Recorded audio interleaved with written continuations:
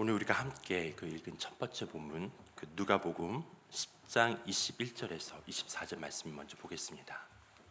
이 말씀의 배경을 보면 예수님께서 하나님의 나라가 이 땅 가운데 이 말씀을 선포하기 위해 70인의 제자들을 각 동네와 각 지역에 파송하신 직후이죠. 제자들은 하나님의 나라, 즉 하나님의 다스림과 통치가 이 땅 가운데 이 말씀을 가는 곳마다 선포합니다. 그들이 하나님의 나라를 선포할 때 귀신들이 떠나가고 병자들이 치유되는 기적과 권능이 나타나게 되죠. 그리고 성공적인 사역을 마치고 큰 기쁨에 도취되어 돌아온 제자들은 예수님께 사역 보고를 합니다. 주여, 주의 이름이면 귀신들도 우리에게 항복하나이다. 기쁨에 취해 있는 제자들에게 예수님은 이렇게 말씀하세요. 누가복음 10장 19절에서 21절입니다. 내가 너희에게 뱀과 전갈을 밟으며 원수의 모든 능력을 제어할 권능을 주었으니 너희를 해칠 자가 결코 없으리라. 그러나 귀신들이 너희에게 항복하는 것으로 기뻐하지 말고 너희 이름이 하늘에 기록된 것으로 기뻐하라 하시니라. 21절 말씀은 함께 읽어볼게요. 21절 말씀은 시작. 그때 예수께서 성령으로 기뻐하시며 이르시되 천지의 주제이신 아버지여, 이것이 지혜롭고 실기 있는 자들에게 숨기시고 어린 아이들에게는 나타내심을 감사하나이다. 자신들의 사역에 매료되어 그 큰 기쁨 가운데 제자들에게 예수님은 성령으로 기뻐하시며 기쁨의 근원에 대해 말씀하세요. 너희가 진정으로 기뻐해야 할 대상은 기적과 권능이 아니라는 거예요. 그것을 통해 전도받은 이들과 너희 이름이 하늘에 기록되어 있다는 구원의 기쁨이요, 그리고 하나님이 통치하신다는 계시가 지혜롭고 실기 있는 자들이 아닌 어린 아이들에게 나타났다는 사실에 기뻐해야 한다라는 것이죠. 성령님은 예수님에게 이 사실을 깨닫게 하시고 그 기쁨으로 충만케 하셨다라는 거예요. 그리고 성령님은 한 걸음 더 나아가 예수님께서 그 기쁨의 충만함을 날마다 아버지와 아들과의 관계에서 찾도록 하셨습니다. 성령님은 예수님이 하나님의 어린 아이라는 사실을 깨닫게 하셨어요. 오늘 본문을 보게 되면 아버지라는 단어가 5회 나오고 아들이라는 단어가 3회 나오는데, 성령은 아버지 하나님과 아들 예수 그리스도의 관계를 굳건히 하신다라는 거예요. 그 관계로부터 형용할 수 없는 기쁨이 표현되어졌어요. 그 관계로부터 기도는 시작되어지고 깊어진다라는 거죠. 여러분, 그렇습니다. 기쁨의 근원은 하나님 아버지와 그 아버지와의 관계로부터 비롯되어지고, 기도는 아버지와 자녀된 이들이 할 수 있는 특권이에요. 여러분, 예수님은 기도의 사람이었습니다. 예수님은 습관이 쫓아 기도하셨고 때로는 밤을 지새우며 아버지 하나님께 기도하셨죠. 성령으로 충만하셨어요. 그렇기 때문에 성령 안에서 기뻐하실 때 70인의 놀랄만한 보고에 사로잡히지 않았죠. 여러분, 기적과 권능은 우리에게 일시적인 기쁨을 가져다 줄 수 있어요. 초자연적인 그 기적이, 그 권능 우리의 삶 가운데 나타나게 된다면 여러분 어떤 반응을 보일 것 같아요? 환희와 경탄이죠. 너무나 그 기쁨에 도취되어서 우리 하나님을 예배하게 될 것 같아요.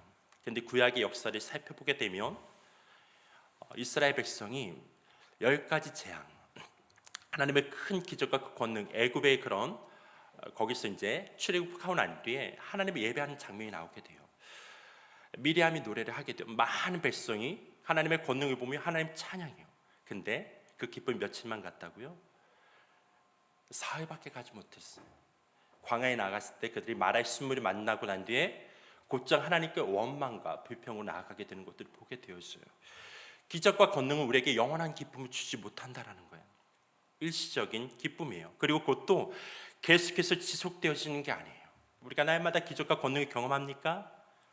우리 사는 게 기적이죠. 그러나 여러분, 이 기쁨은 우리에게 항상 주어지는 게 아니에요. 근데 우리가 날마다 경험할 수 있는 기쁨은 뭐냐면 구원의 기쁨이에요. 내 이름이 하늘에 적혀 있다라는 거예요. 이 구원의 기쁨은 그 누구도 빼앗을 수가 없는 거예요. 여러분 데살로니가 전서에 보게 되면 그 당시에 가장 그런 힘들었던 시즌이었는데 많은 그리스도인들이 그 고난 가운데 환난과 핍박 가운데 생명을 내어주게 되어지고 사자의 밥이 되어지고 많은 힘들었어요. 그런데 그때 바울은 그들에게 그렇게 얘기를 하는 거예요. 너희가 항상 기뻐하라.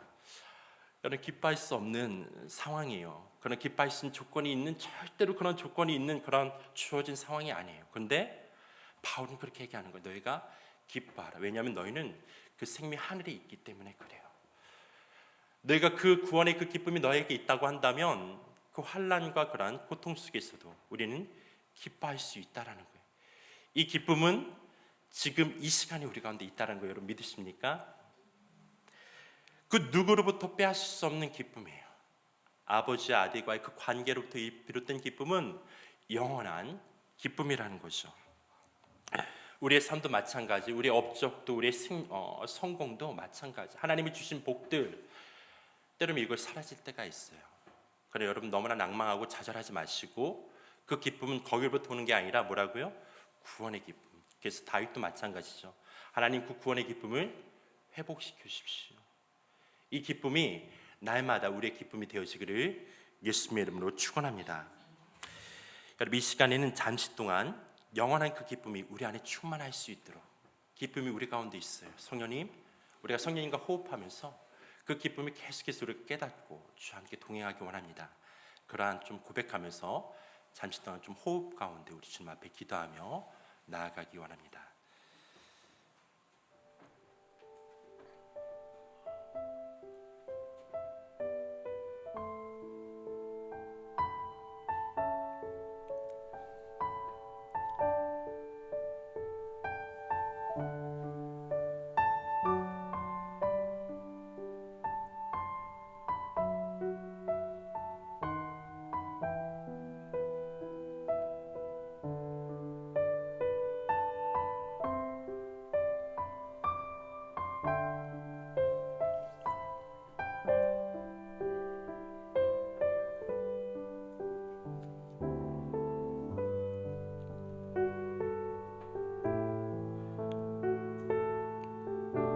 성령님, 우리가 성공에 걸려 넘어질 때, 우리가 권력을 추구할 때, 우리가 업적에 안달할 때 우리를 성공에서 떼내주소서. 우리 손아귀에서 권력을 빼앗소서. 업적에 대한 강박을 풀어주소서. 우리는 아들과 딸이고 어린이입니다. 그래야 합니다. 우리를 훈련시켜 가장 순수한 기쁨의 대상이신 오직 하나님만이 기뻐하게 하소서. 아멘. 우리 두 번째 본문을 함께 살펴보겠습니다. 우리 다시 한번 읽어볼까요? 11장 9절로 13절 말씀입니다. 11장 9절로 13절 말씀 시작. 내가 또 너희에게 이르노니 구하라 그러면 너희에게 주실 것이요 찾으라 그러면 찾아낼 것이요 문을 두드리라 구하는 이마다 받을 것이요 찾는 이는 찾아낼 것이요 두드리는 이에게는 열 것이며 너희 중에 아버지 된 자로서 누가 아들이 생선을 달라 하는데 생선 대신에 뱀을 주며 알을 달라 하는데 정갈을 주겠느냐. 너희가 악할지라도 좋은 것을 자식에게 줄 알거든 하물며 너희 하늘 아버지께서 구하는 자에게 성령을 주시지 않겠느냐 하시니라. 저에게는 저와 똑 닮은 소윤이와 성주 두 자녀가 있습니다. 누가 보더라도 아빠가 누구인지 금방 찾아낼 수 있어요. 특별히 둘째인 성주는 외모뿐만 아니라 저의 감수성을 많이 닮은 것 같습니다. 가끔씩 다른 곳을 응시하면서 시적인 표현을 할 때가 있어요. 작년에 성주가 구름을 보며 표현했던 말인데 제가 한번 읽어드릴게요. 짧은 문장이에요. 저 하늘의 구름을 누가 훔쳐갔을까? 도둑이 사다리를 타고 구름을 훔쳐갔나 봐. 참 감동적인 한편의 시입니다. 여러분, 그런데 이런 시적인 감수성을 타고난 아이가 자기가 갖고 싶은 장난감이 있으면 밤낮으로 아빠 엄마에게 사달라고 때를 써요. 그것이 자기 손으로 돌아올 때까지 포기하지 않습니다. 지금은 애교스러운 모습으로 사달라고 하지만 이전에는 거리에 누워 때를 쓰면서 사달라고 할 때가 있었어요. 그 모습을 아내가 영상으로 담아 저에게 보내줬는데 누군가 볼 때는 되게 고집불통인 아이인 것 같아요. 그런데 저한테는 너무나 귀여웠어요. 근데 어느 날 성주가 편의점 앞에서 자기가 사고 싶은 장난감을 보고 울며 때를 쓰는데 아내가 호되게 안 된다고 하며 집에 가자고 했습니다. 성주가 고집을 부리며 주저앉아 울고 있을 때 옆에 지나가는 아저씨가 그 모습 보고 감동하셨는지 아니면 지친 엄마의 모습이 안쓰러웠는지 편의점에 들어가서 성주가 갖고 싶어하는 장난감을 사주고 가셨어요. 여러분, 그것도 한 만 얼마짜리인데 그냥 사주시고 그냥 가셨대요. 우리 자녀들이 좋아하는 장난감이나 갖고 싶어하는 것들이 있으면 사주고 싶어하는 것이 부모의 마음이죠. 물론 다 사줄 수가 없어요. 빌딩 한 채를 사달라? 사줄 수 없어요. 제가 하나님이 아니죠. 하여튼 근데 사주고 싶은 마음은 있어요. 그러나 아이들이 갖고 싶어하는 것을 선물할 때 의도적으로 이상하거나 나쁜 선물을 주지 않습니다. 기도도 마찬가지예요. 우리가 구하기 전에, 찾기 전에, 두드리기 전에 우리가 기도하는 대상이 어떠한 분이신지 아는 게 매우 중요합니다. 옆집 아저씨가 아니죠. 지나가는 행인이 아니에요. 우리 하나님 아버지라는 거예요.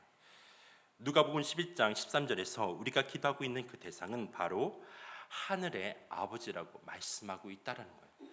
그러한 믿음을 가지고 우리 하나님 앞에 기도해야 된다라는 거죠. 그 아버지가 구하고 찾고 두드리는 자에게 성령을 주신다고 말하고 있습니다. 그런데 오늘 본문이 좀 더 깊이 들여다보면 예수님께서 하신 말씀이 단순히 좋은 선물과 나쁜 선물에 관한 이야기를 하신 것이 아님을 볼 수 있습니다. 누가복음 11장 9절에서 13절 말씀은 방금 전에 나눴던 그 누가복음 10장 말씀과 연결되어 있어요. 본문에 등장하는 그 뱀과 전갈이 동일하게 나오죠. 그 뱀과 전갈이 동일하게 나오는데 70인의 제자가 성공적인 선교를 마치고 돌아오실 때 예수님이 사탄이 하늘에서 번개같이 떨어지는 것을 내가 보았다. 내가 너희에게 뱀과 전갈을 밟으며 원수의 모든 능력을 제어할 권능을 주었으니 너희를 해칠 자가 결코 없을 것이다 라고 말씀하셨습니다. 여러분, 뱀과 전갈은 단순히 나쁜 선물이 아니에요. 이 둘은 귀신적인 힘, 사단적인 권세를 드러내는 악의 상징입니다. 뱀과 전갈은 어디에 있죠? 광야에 있어요. 또한 광야라는 곳은 십자가 성요한이 말한 영혼의 어두운 반, 즉 하나님의 부재와 전적인 고독감이 마주치는 곳이에요. 새로운 믿음으로 나아가기 위해 반드시 통과해야 하는 장소입니다. 또한 광야라는 곳을 지나갈 때 뱀과 전갈, 원수의 모든 능력이 하나님을 향해 나아가는 순례자들이 위협하고 넘어뜨리려고 하죠. 그래서 많은 이들이 이 두려움 때문에 광야로 나아가지 못한다라고 저자는 말하고 있어요. 책의 저자 잭 레비스는 말합니다. 우리가 사는 세계는 점잖은 내용으로 기도하고 나쁜 일이 벌어지지 않도록 예방하기 위해 기도하는 세계다.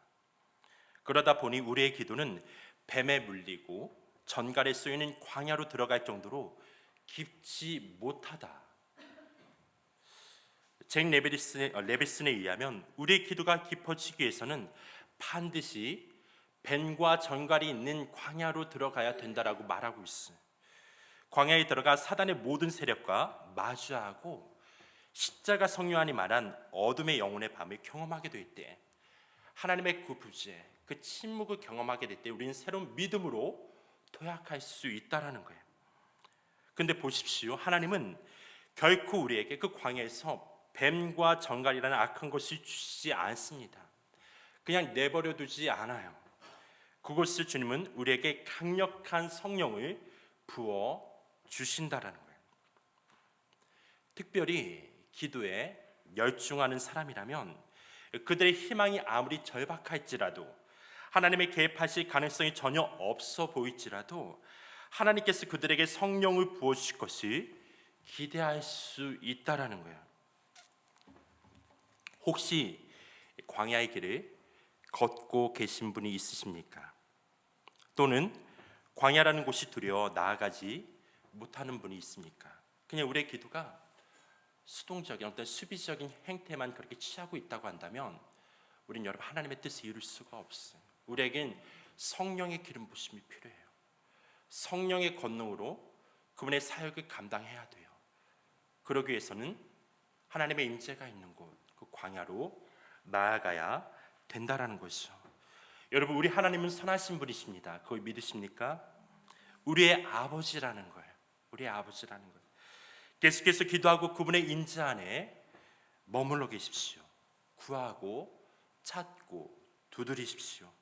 기도를 멈추지 마십시오.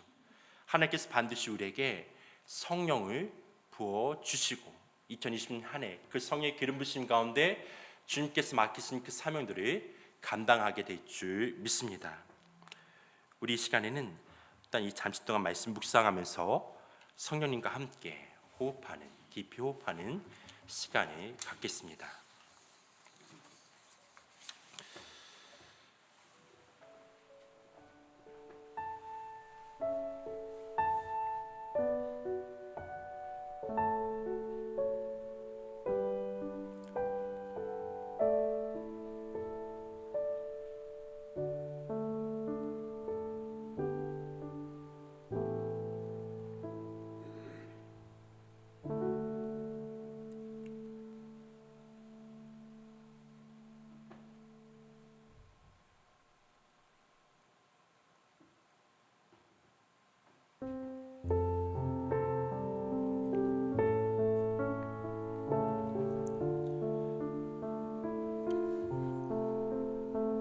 성령님, 저는 경건의 수영장에 발을 넣고 첨벙거리며 놉니다.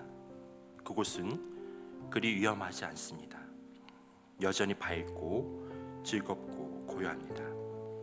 저를 어둠으로, 사막의 밤으로, 고독의 날들로, 절망으로 데리고 가소서. 저를 멀리 근심과 침묵과 동요의 저편으로 데리고 가소서. 그곳에 주저앉아 하나님의 선하심을 누리겠습니다. 아멘. 우리 마지막 우리 본문 사도행전 10장 9절과 10절 말씀, 19절 20절 말씀 함께 읽어보겠습니다. 10장 9절로 10절 말씀과 19절과 20절 말씀입니다. 시작. 이튿날 그들이 길을 가다가 그 성에 가까이 갔을 때 베드로가 기도하려고 지붕에 올라가니 그 시각은 제6시더라.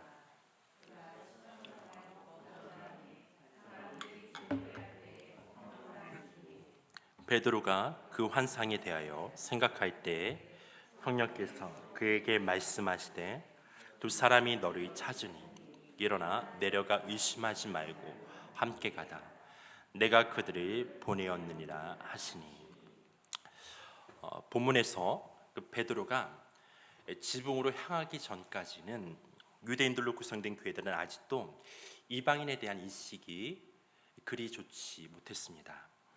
그들의 눈에는 이방인들은 정결하지 못한 자들이었으며 심지어 어떤 이들은 아직도 그들을 개와 돼지처럼 부정한 자로 취급하는 경우도 있었습니다. 그래서 친밀한 왕래뿐 아니라 함께 식탁에 앉지도 않았죠. 그것이 유대 관습과 전통상 위법이기 때문입니다.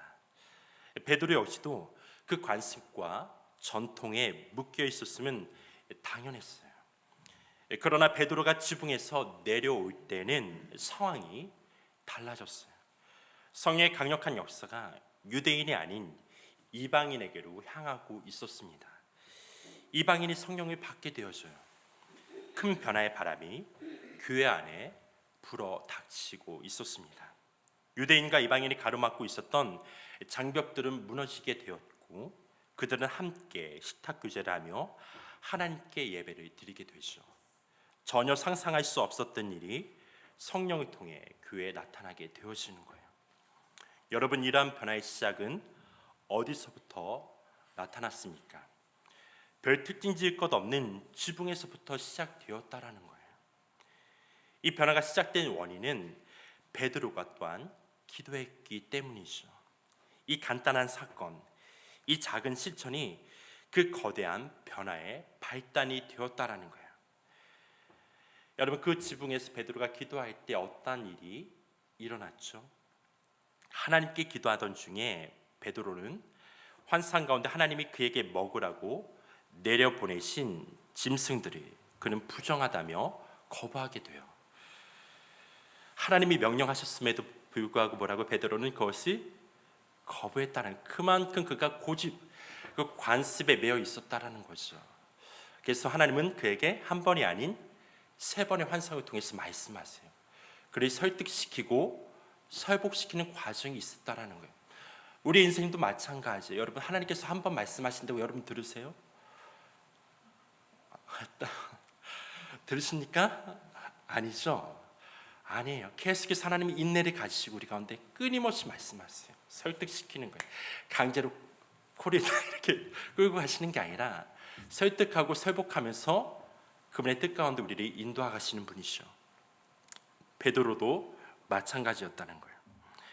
그런 베드로에게 하나님은 환상으로 하나님이 깨끗하게 하신 것이 내가 속되다 하지 말라고 세 번씩이나 주지시켜 주시고, 그리고 그 의미는 이방인이 속되다고 여기지 말라는 거예요. 그리고 절묘한 시간에 하나님께서는 고넬료의 이방인 종들을 보내시죠. 다시금 성령의 분명한 메시지를 들려주심으로써 베드로의 생각과 행동에 변화를 일으키십니다. 누가 성령을 받게 되시죠? 고넬료예요. 어디에 있는? 요빠에 있는 고넬료가 성령을 받게 되었어요. 요빠 하면 여러분 생각나는 인물이 있죠. 요나가 그의 원수들 니느웨 성에 그렇게 이제 하나님 나라의 그런 회개의 어떤 복음을 전하러 가야 되는데 그것이 너무 싫었던 거예요. 그래서 어디 도망가죠? 요빠예요. 요빠로 도망가게 되었어요. 어떻게 보면 요빠라는 그 지역은 베드로가 그렇게 고집, 그런 자기 어떤 한계성이 넘어가지 못하는 상징적인 그러한 것들을 이렇게 얘기해 주는 것 같아요. 요빠라는 곳이. 근데 중요한 건 뭐냐면 하나님께서는 베드로가 기도할 때 어떻게요? 자기를 넘어서는 그 믿음, 자기를 넘어서게 했다라는 거예요. 유대적인 관습과 전통을 넘어서게 했다라는 거예요. 유대인과 그 이방인이 하나가 될 수 있는 그러한 길을 여셨다라는 것이죠.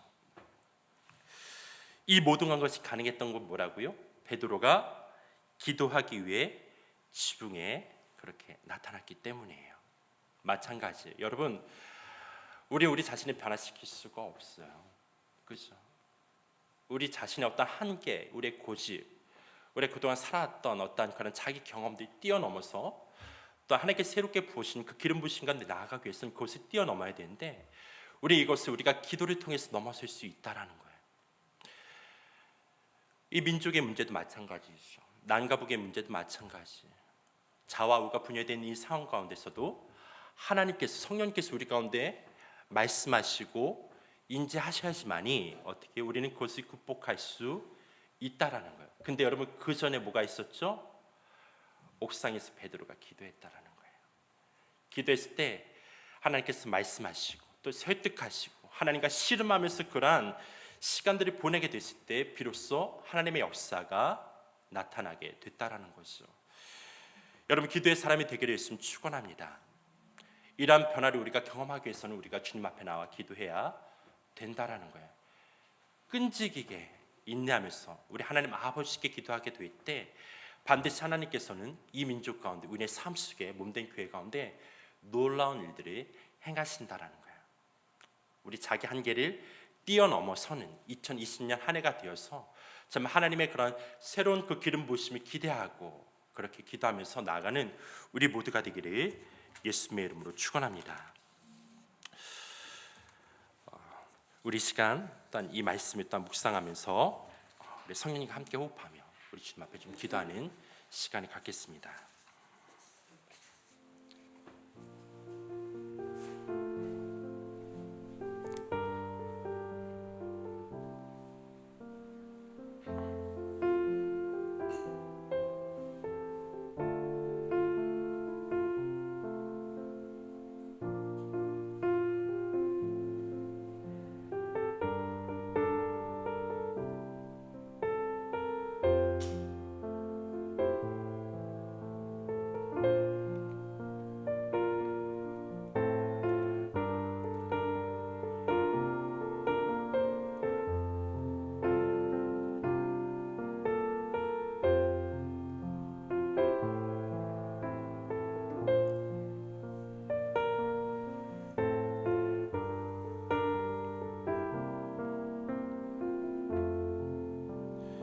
성령님, 당신께 영의 인도를 구합니다. 제 등에 바람에, 제 폐에 숨을, 제 마음에 영을 불어주소서. 저를 인도하셔서 영감이 없어도 배우게 하시며 열광이 없어도 궁금해하게 하소서. 그래서 저로 당신의 미래를 준비하며 당신이 말씀하실 때 귀를 기울일 준비가 되어 있게 하시고 제가 이해할 수 없는 경험을 궁금해하는 태도를 갖게 하시며 당신이 가라고 말씀하실 때 떠날 채비가 되어 있게 하소서. 아멘. 우리 계속해서 5분 정도 조용하게 오늘 주신 말씀을 가지고 묵상하고 기도하면서 나아가겠습니다. 그리고 계속해서 부르시며 주님 앞에 기도하는 시간을 갖겠습니다.